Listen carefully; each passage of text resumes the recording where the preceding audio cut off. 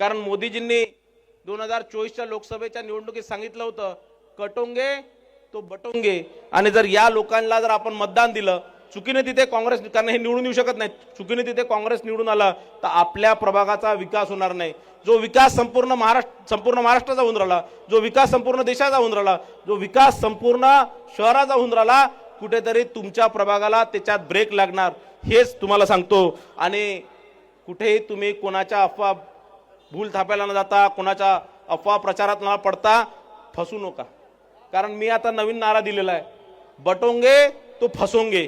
आणि म्हणून न फसता इकडे तिकडे न जाता, कमल हा माननीय मोदीजींचा कमल आहे, कमल हा माननीय नितीनजी गडकरी साहेबांचा कमल आहे, कमल हा माननीय फडणवीस साहेबांचा कमल आहे. आणि या सगळ्यांचे हात मजबूत करण्याकरता, आपल्या लाडकी बहिणीचा महिन्याचे पैसे चालू राहण्याकरता, या तिघांचे हात मजबूत करण्याकरता तिन्ही प्रभागामधले चारही उमेदवाराला कमल पुढील बटन दाबून आपण प्रचंड बहुमताने विजय करा. धन्यवाद. जय हिंद, जय महाराष्ट्र.